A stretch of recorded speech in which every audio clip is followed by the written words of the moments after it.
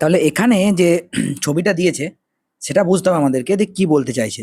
দেখো, এইদিকে এ ত্বরণ অ্যাপ্লাই করেছে এইদিকে, ঠিক আছে তো? তাহলে এইদিকে যদি এ ত্বরণ অ্যাপ্লাই করে তাহলে ত্বরণের আমি দুটো উপাংশ নিতে পাবো, এইদিকে একটা আর এইদিকে একটা। দুটো উপাংশের মাঝের অ্যাঙ্গেল 90 ডিগ্রি যেন থাকে, এটা মাথায় রাখতে হবে। তাহলে এটা হচ্ছে এ, এই অ্যাঙ্গেলটা থিটা হলে এইটা হয় থিটা, তাহলে এইটা হয় এ কস থিটা আর এইটা হয় এ সাইন থিটা। আবার তুমি এই ছবি অনুযায়ী কি দেখলে, এই ছবি অনুযায়ী নিচের দিকে কে কাজ করে, এম জি সাইন থিটা। যদি শুধুমাত্র ত্বরণ নিই তাহলে জি সাইন থিটা হয়ে যাবে, এম বাদ দিয়ে দিলেই ত্বরণ হয়ে যায়, আর এম থাকলে হয় বল। ঠিক, তাহলে নিচের দিকে কে কাজ করছে, নিচের দিকে কাজ করছে কিন্তু জি সাইন থিটা, তাই তো, জি সাইন থিটা। তাহলে যদিও স্থির থাকতে চাই তাহলে ওপরের দিকের বল ইকুয়াল টু নিচের দিকের বল হতে হবে। তাহলে কত হতে হবে, a cos theta equal to g sine theta, ঠিক কিনা বলো? তাহলে a equal to g sine theta by cos theta, তার মানে g tan theta. A equal to হবে জি ট্যান থিটা। এখানে না অপশনটা ভুল আছে, ঠিক আছে, এখানে অপশন দেওয়া নেই, এটা জি ট্যান থিটা হবে। ক্লিয়ার? ওকে, নেক্সট কোয়েশ্চেন দেখো। নেক্সট কোয়েশ্চেন কি বলা হচ্ছে, একটা গ্রাফ দিয়েছে, ওকে, দেখতেই পাচ্ছ। গ্রাফটা কি ভার্সেস কি প্রথমেই দেখে নিতে হবে। সরণ ভার্সেস কি দিয়েছে, অবস্থা। আচ্ছা, এক্স টি লেখচিত্র, আচ্ছা এটা টি, ওকে ওকে, এটা টি বোঝা যাচ্ছে না যদিও, এটা টি, এইদিকে টি আছে। তাহলে ঘাতের মান কত হবে, বলের ঘাত। আচ্ছা, বলের ঘাত জিনিসটাকে কি জানতে হবে। বলের ঘাত যদি আমি আই দিয়ে লিখি বা জে দিয়ে লিখি, এফ ইন্টু টি, বল গণিত সময়, এইটা হচ্ছে বলের ঘাত, ঠিক আছে, বল গণিত সময়।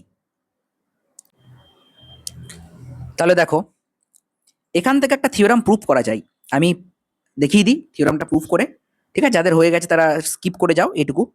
দেখো, I equal to F into t, তো এফ এর জায়গায় আমি লিখতে পারি এম এ ইন্টু টি, এমটাকে এম রেখে দিলাম, v minus u by t into t, t কেটে দিলাম, তাহলে কি দাঁড়ালো, M v minus M u. বলো ক্লিয়ার কিনা? তাহলে তুমি আরো একটা থিওরাম এখান থেকে পেয়ে গেলে, বলের ঘাত সমান ভরবেগের পরিবর্তন, বলের ঘাত সমান ভরবেগের পরিবর্তন।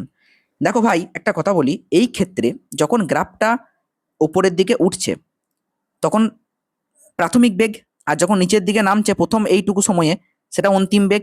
তাহলে প্রাথমিক বেগ কত, সরণ সময় লেখচিত্রের যেটা নতি সেটাই বেগ।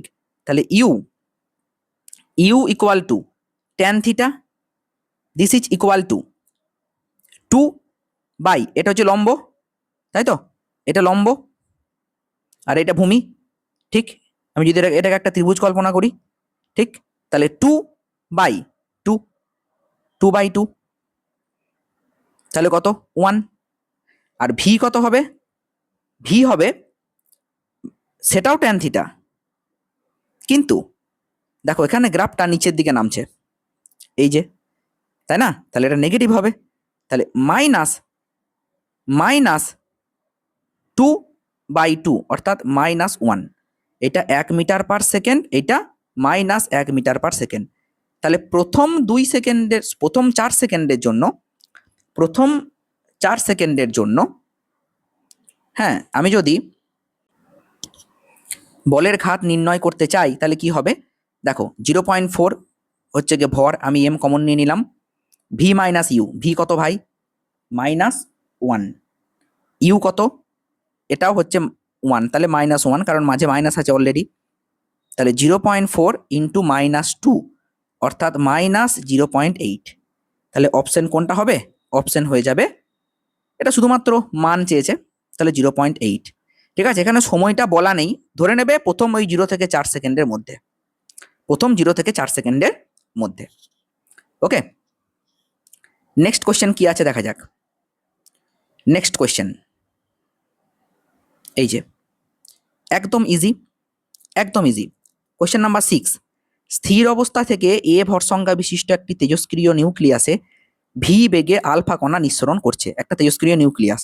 তার মানে কিছুই না, একটা নিউক্লিয়াস থেকে আলফা কণা বেরিয়ে আসছে। আলফা কণা বেরিয়ে আসা মানে হিলিয়াম 2 4, তোমরা জানো এটা। আলফা কণা বেরিয়ে আসা মানে হিলিয়াম বেরিয়ে আসা। তাহলে প্রোটন সংখ্যা 2 কমবে আর ভর সংখ্যা 4 কমবে। বেশ, তাহলে দুহিতা নিউক্লিয়াসের অভিক্ষেপ বেগ কত হবে? একদম ইজি কোয়েশ্চেন। দেখো, যখনই এরকম কোনো বোম ফাটবে, কোনো বিস্ফোরণ হবে, হ্যাঁ, কোনো বন্দুক থেকে গুলি ছোড়া হবে, তখনই ভরবেগের সংরক্ষণ সূত্র m1u1 plus m2u2 equal to m1v1 plus m2v2। এই ফর্মুলা মনে রাখতে হবে। সংঘর্ষের আগে মোট ভরবেগ হচ্ছে এইটা, আর সংঘর্ষের পরে মোট ভরবেগ হচ্ছে এইটা। এবার এখানে দেখো বলে দেওয়া হয়েছে প্রথমে ভর সংখ্যা কত ছিল? এ। আর প্রথমে তো স্থির অবস্থায় ছিল, বলাই আছে অঙ্কতে, প্রথমে স্থির অবস্থায় ছিল। তাহলে প্রথমে কোনো ভরবেগ ছিল না, শূন্য। পরে পরে কি হয়েছে দেখো, পরে আলফা কণা নিঃসরণ হয়েছে ভি বেগে। তাহলে আলফা কণার ভর সংখ্যা কত? আলফা কণার ভর সংখ্যা হচ্ছে এই দেখো 4, ঠিক আছে? তাহলে 4 ইন্টু ভি, ঠিক, m1v1 নিয়ে নিলাম, প্লাস মোট যে নিউক্লিয়াসটা ছিল তার ভর সংখ্যা ছিল এ। আলফা কণা বেরিয়ে গেল 4 নিয়ে, তাহলে পরে কত থাকবে? a-4। সে আবার কত বেগে বেরিয়ে যাবে? ধরে নিলাম v1 বেগে। তাহলে v1ই তোমাকে বের করতে বলেছে। তাহলে 4v minus 4v by a-4, 4v by a-4। ওটা শুধু মান চেয়েছে, বুঝলে তো? শুধু মান চেয়েছে বেগের, তাহলে এই মাইনাস সাইনটা উত্তরে আসবে না, বুঝতে পেরেছো? এবার আমি বলি, এবার নেগেটিভ সাইনটা কেন আসছে? দেখো, প্রথমে এ দাঁড়িয়েছিল, প্রথমে এই নিউক্লিয়াসটা দাঁড়িয়েছিল, তাহলে যখন আলফা কণা বেরিয়ে যাচ্ছে, আলফা কণা যদি এই দিকে যায়, তাহলে যে দুহিতা নিউক্লিয়াসটা পড়ে থাকবে তাকে উল্টো দিকে যেতে হবে, তবেই মোট ভরবেগ সংরক্ষিত হবে। কারণ আগে যখন দাঁড়িয়েছিল পরেও কিন্তু জিরো হতে হবে, তাহলে একজন এই দিকে গেলে আর একজনকে এই দিকে যেতে হবে, তবেই জিরো হবে, সেই জন্য নেগেটিভ চিহ্নটা আসে। তাহলে উত্তর কি হয়ে যাবে? এটা একদম ইজি, একদম easy question. Next question number 7, একটা চিত্র দেওয়া আছে, দেখতে পাচ্ছ তো। বলছে সংস্থাটির ত্বরণ কত হবে। এইরকম যদি সংস্থা দেয়, তোমাকে আগে ত্বরণের ফর্মুলা মনে রাখতে হবে। m2 minus m1 by m2 plus m1 into g. এটা মুখস্থ করে নেবে, ঠিক আছে? এটা তোমাকে মনে রাখতেই হবে, নইলে তুমি ওই ইকুয়েশন সলভ করতে গেলে দেরি হবে, কারণ তোমাদের টাইম কম।